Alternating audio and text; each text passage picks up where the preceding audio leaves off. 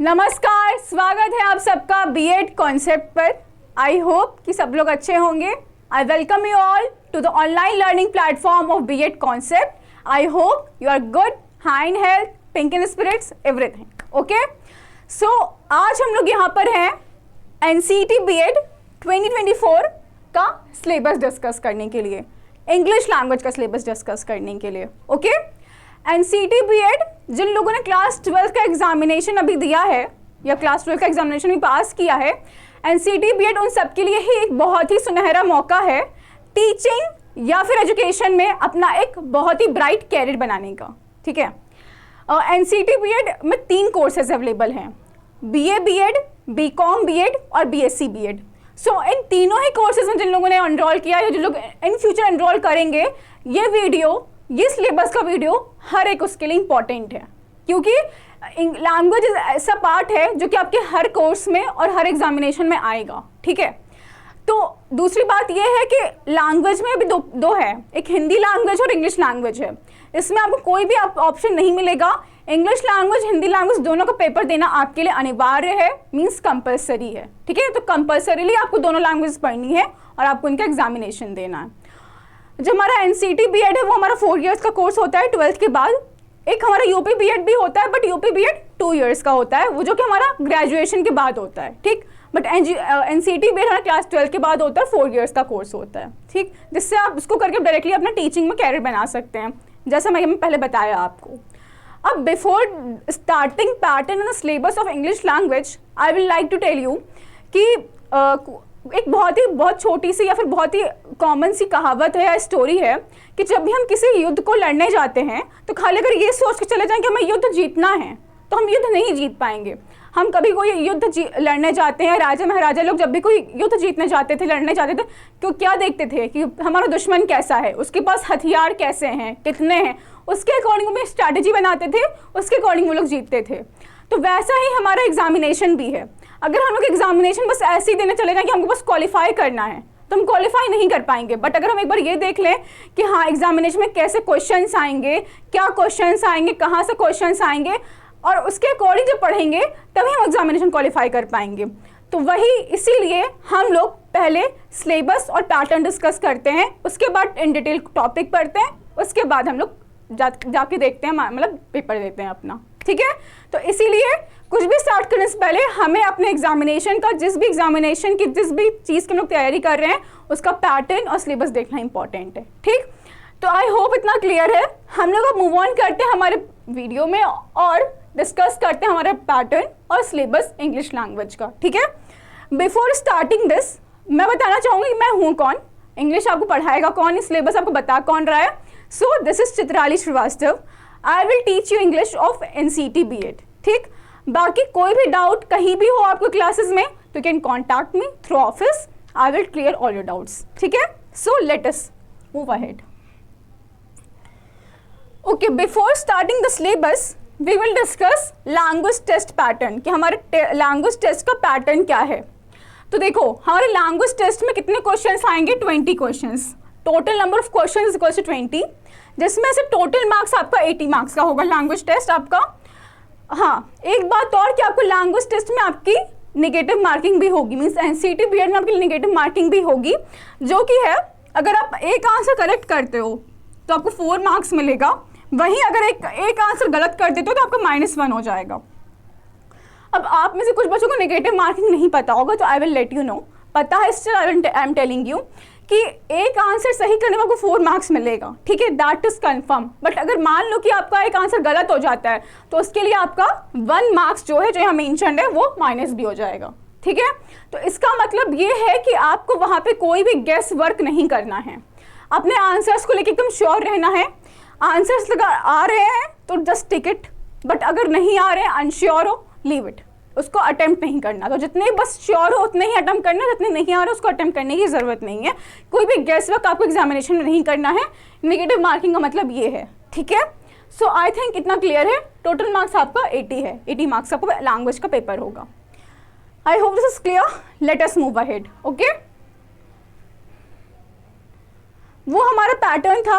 अब हम आते हैं हमारे सिलेबस पर। इंग्लिश लैंग्वेज का सिलेबस क्या है हमारे?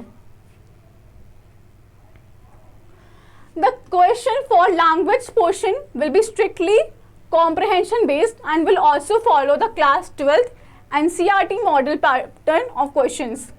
तो जो हमारा लैंग्वेज पोर्शन है वो टोटली कॉम्प्रहेंशन बेस्ड होगा और क्लास 12th NCERT मॉडल का, जो हमारा क्लास 12 हमने NCERT पढ़ी है उसका पैटर्न फॉलो करेगा. ठीक है, ये रहा एक सिंपल सा कह सकते हैं स्टेटमेंट हमारे सिलेबस को लेके. ठीक, अब हम आते हैं सिलेबस पर. मेन सिलेबस जो आपके एग्जामिनेशन में आएगा, जो सिलेबस मैं बता रही हूँ खाली वहीं से आएगा एग्जामिनेशन में, इसके बाहर से कुछ नहीं आएगा, कहीं नहीं आएगा. Don't worry about it. Okay, तो क्या क्या है रीडिंग कॉम्प्रहेंशन, जिसको हम लोग RC भी कहते हैं, RC.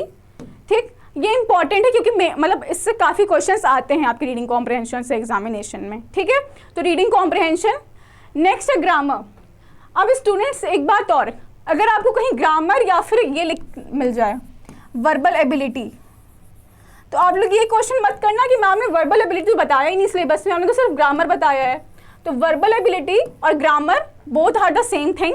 और अगर कहीं भी वर्बल एबिलिटी आपका आ रहा है, दैट मीन्स कि आपको इंग्लिश में से कुछ भी डाल के दे सकते हैं वो लोग, मतलब ग्रामर का कोई भी पोर्शन आपको दे सकते हैं वर्बल एबिलिटी के अंदर. ठीक है, so this is verbal ability. अब वर्बल एबिलिटी के अंदर क्या क्या चीज़ें काउंट होती हैं, क्या क्या चीज़ें आएंगी आपके एग्जामिनेशन में. So first is parts of speech. Parts of speech के अंदर क्या क्या आएगा, noun, pronoun, adjective, verb, adverb, preposition, conjunction and interjection. These are the things, these are the topics that will come in your parts of speech topic. Okay? तो अब हो सकता है कि इनमें से कुछ टॉपिक्स हो जो आपको एकदम क्लियर हो और कुछ टॉपिक्स जो क्लियर नहीं हो. So don't worry about it. Class के स्टार्ट से लेकर क्लास के एंड तक मेरे साथ रहना. मैं जितने भी नोट्स PDF प्रोवाइड करूँगी तो सब कुछ अच्छे से पढ़ना, ध्यान देना, क्लास में रिवीजन टाइम टू टाइम करना. आई एम श्योर हर एक चीज़ आपका क्लियर हो जाएगा और आप एग्जामिनेशन में क्वालिफाई कर लोगे. जो भी आपका ड्रीम है you will get it. Okay, बस परेशान नहीं होना है, डाउटफुल नहीं होना है खुद को लेके. ठीक है, सो इतना ही था. अब आगे बढ़ते हैं, देखते हैं और क्या सिलेबस है.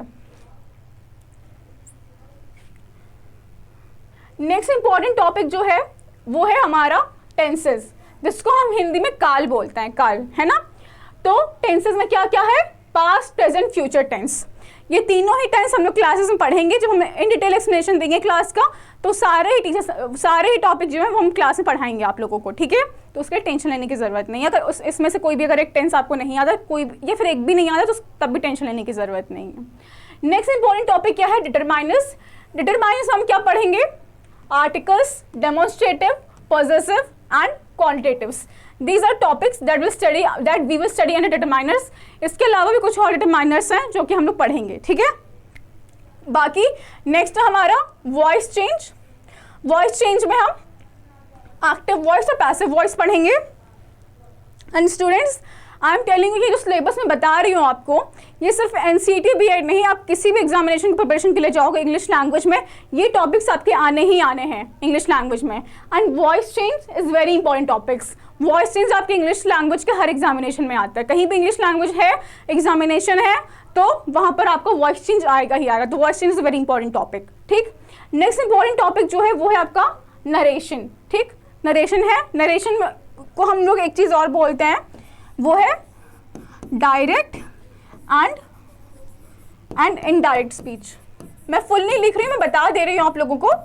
Direct and indirect speech. ठीक है, डायरेक्ट इनडायरेक्ट स्पीच बोलते हैं नरेशन को. तो अगर आप लोगों को कहीं मान लो लिखा मिल जाए डायरेक्ट या इनडायरेक्ट स्पीच, तो आप लोगों को वहाँ कंफ्यूज नहीं होना है, because narration and direct and indirect speech both are the same things. ठीक, नेक्स्ट है हमारा इडियम्स एंड फ्रेजेस. ये भी इंपॉर्टेंट पार्ट है हमारे एग्जामिनेशन पॉइंट ऑफ व्यू से. हिंदी में आप लोगों ने पढ़ा होगा मुहावरे एवं लोकोक्तियाँ, है ना. तो वही हमारा इडियम्स एंड फ्रेजेस होता है इंग्लिश में. ठीक है, मतलब बहुत सारे इडियम्स हमारे होते हैं, तो वो चीज़ें हम लोग क्लास में पढ़ेंगे. इडियम्स, उनके मीनिंग्स, सेंटेंसेस में कैसे यूज़ होते हैं, ये सारी ही चीज़ें. ठीक, नेक्स्ट इंपॉर्टेंट टॉपिक है हमारा figure of speech. Figure of speech को हम हिंदी में अलंकार कहते हैं. आप लोगों ने पढ़ा होगा ना हिंदी में अलंकार, वही हमारा इंग्लिश में फिगर ऑफ स्पीच है. ये भी इंपॉर्टेंट टॉपिक हमारे एग्जामिनेशन पॉइंट ऑफ व्यू से. इसके अंदर बहुत सारा फिगर ऑफ स्पीच आ जाए, जैसे आपका सिमिली हो गया, एपोस्ट्रॉफी हो गया, आपका मेटाफर हो गया, ये सब आपका फिगर ऑफ स्पीच में आता है. अगर मान लो उसमें कहीं भी आपको डाउट है, एक भी फिगर स्पीच आपको नहीं आती, पता नहीं फिगर स्पीच किसको कहते हैं, तो फिर से मैं वही बात कह रही हूँ कि आप लोग को टेंशन लेने की जरूरत नहीं है. until unless I am here to clear all your doubts. ठीक है, तो कहीं भी टेंशन लेने की जरूरत नहीं है. नेक्स्ट इंपॉर्टेंट टॉपिक जो है वो हमारा इन्फिनेटिव, जेरेंड एंड पार्टिसिपल्स। ठीक है, ये सब इंपॉर्टेंट टॉपिक्स जो आपके एग्जामिनेशन में आएंगे।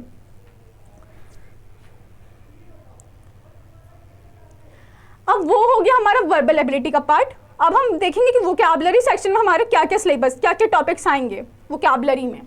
तो वोकैबुलरी में आएगा आपका एंटोनिम्स एंड सिनोनिम्स। ठीक, हिंदी में आप लोगों ने विलोम शब्द पढ़ा होगा, विपरीत शब्द, विलोम शब्द, तो वही हमारा इंग्लिश में होता है एंटोनिम्स, अपोजिट वर्ड्स। ठीक है, सिनोनिम्स आप लोगों ने हिंदी पढ़ा होगा, पर्यायवाची शब्द या समानार्थी शब्द, तो वही हमारा इंग्लिश में होता है सिनोनिम्स, मतलब सेम वर्ड्स। जिन दो वर्ड्स की सेम मीनिंग हो उनको हम सिनोनिम्स कहते हैं। ओके, नेक्स्ट है आपका एरर करेक्शन। ठीक, अब बेटा एरर करेक्शन में दो टाइप से क्वेश्चन आते हैं। ठीक है, एक आपका आता है स्पेलिंग को लेके भी आ सकता है। ठीक है, दूसरा आपका क्या आ सकता है, ग्रामर को लेके भी आ सकता है। हाँ, बस इन दोनों को लेके आ सकता है। जैसे मान लो आपको एक सेंटेंस दे दिया गया, उसमें से कोई आपको गलत ग्रामर डाल दी गई, गलत मतलब ग्रामर में गलत प्रपोजिशन, गलत एडजेक्टिव डाल दिया गया, फिर आपको फाइंड आउट करने को दिया जाएगा कि इसमें से आपको गलत चीज़ फाइंड आउट करनी है। ठीक है, हाँ, दो टाइप के क्वेश्चन और आते हैं। एक आपको आ सकता है कि गलत मतलब जो गलत वर्ड है वो फाइंड आउट करना, जो रॉन्ग पार्ट है वो फाइंड आउट करना है, या फिर आपको ये आ सकता है क्वेश्चन में कि गलत वर्ड को या गलत पार्ट को फाइंड आउट करके वहाँ पे सही पार्ट फुलफिल करना है। तो आपको ऑप्शंस में से सही पार्ट, जो सही ऑप्शन होगा, जो सही चीज़ होगी वहाँ पे पुटअप करने के लिए, वो आएगी ऑप्शन में, तो आपको वो चूज़ करना होगा। ठीक है, तो आई होप ये क्लियर है एरर करेक्शन में। हाँ, ये है एक स्पेलिंग भी आ सकता है, ग्रामर का भी आ सकता है। मान लो कोई ग्रामर का पोर्शन हम गलत दे सकते हैं, गलत करके दे सकते हैं, या फिर ऐसा मान लो कि आपको कोई सेंटेंस दिया हो, सेंटेंस में कोई वर्ड की स्पेलिंग रॉन्ग है, तो वो स्पेलिंग का करेक्शन भी आ सकता है आपको। ठीक है, तो ये है आपका एरर करेक्शन। नेक्स्ट है आपका एनालॉजी। अब देखो, रीजनिंग में भी एनालॉजी होती है, तो ये वर्बल एनालॉजी है। ठीक है, ये रीजनिंग वाली नहीं है, ये कौन सी है, वर्बल एनालॉजी है। अब वर्बल एनालॉजी क्वेश्चंस कैसे आते हैं, जैसे मान लो कि हमने लिखा कि grief is to sadness, then grief is to sadness, then dash is to dash. ठीक है, then love is to what. ठीक है, तो अब देखो, ग्रीफ और सैडनेस जो है ये हमारा सिनोनिम्स है। ग्रीफ का मतलब भी दुख होता है और सैडनेस का मतलब भी दुख होता है। तो अब देखो, इन दोनों का क्या हमें रिलेशन दिख रहा है कि ग्रीफ और सैडनेस दोनों का जो मीनिंग है वो सेम है। तो ऐसा ही कोई वर्ड हमें फाइंड आउट करना है जिसका सेम मीनिंग लव से हो, लव का जो मीनिंग है वही सेम मीनिंग उस वर्ड का हो। तो यहाँ पर हम फुलफिल कर सकते हैं अफेक्शन। ठीक है, यहाँ तो मैं आपको ऐसे बता रही हूँ खुद से लिख के। ठीक है, बट आपको एग्जामिनेशन में ऑप्शंस मिलेंगे, 4 ऑप्शंस मिलेंगे। चारों ऑप्शंस में जो एकदम राइट आंसर होगा आपको वो उसमें भरना है, वो आपको टिक करना है। ठीक है, ये रहा आपका एनालॉजी का। नेक्स्ट है आपका वन वर्ड सब्स्टिट्यूशन। आप लोगों ने हिंदी पढ़ा होगा अनेक शब्दों के लिए एक शब्द, तो वही हमारा इंग्लिश में होता है वन वर्ड सब्स्टिट्यूशन। आपको एक सेंटेंस दे दिया जाएगा, बहुत सारे वर्ड्स दे दिए जाएंगे, उस पूरे सेंटेंस के लिए वो एक वर्ड फाइंड आउट करना होगा ऑप्शंस में से।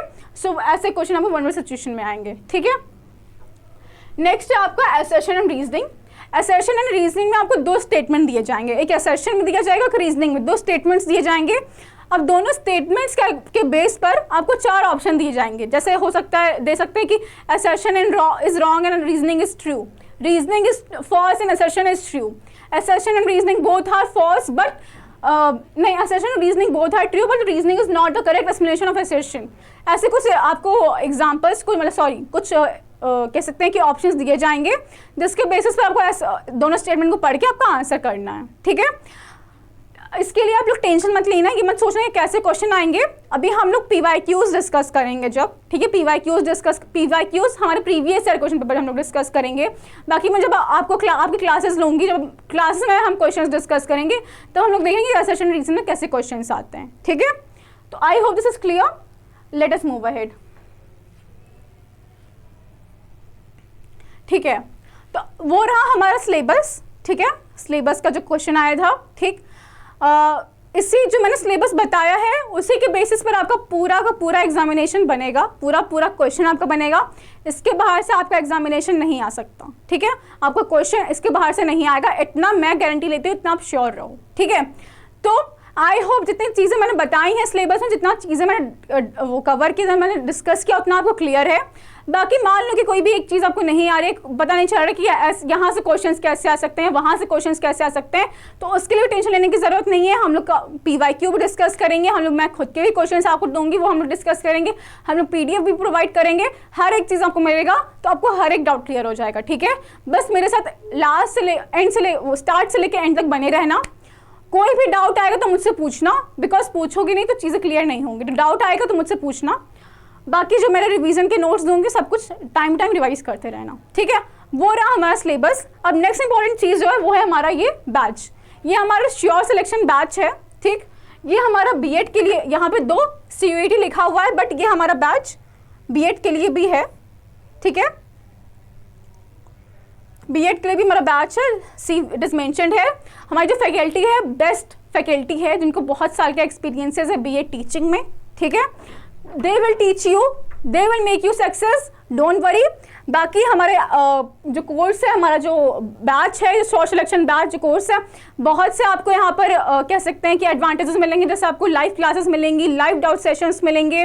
ठीक है, इसके अलावा आप लोगों को PDFs, रिव्यू नोट्स, हर एक चीज़ आपको मिलेगी। ठीक है, बाकी ये रहा हमारा बैच के बारे में। अगर मान लो कि आपको कोई भी कहीं दिक्कत आ रही है या कोई चीज़ कहीं प्रॉब्लम है बैच में या बैच खरीदने में कहीं दिक्कत आ रही है, अगर और जानकारी लेनी है बैच के बारे में, तो आप लोग, ये हमारा नंबर है, ठीक, 9651222407, इस पर आप कांटेक्ट कर सकते हो, कॉल कर सकते हो, व्हाट्सएप पर क्वेरी भेज सकते हो, आपको तुरंत आंसर मिलेगा, इतना मेरी श्योरिटी है। ठीक है, तो बाकी we will meet in next class.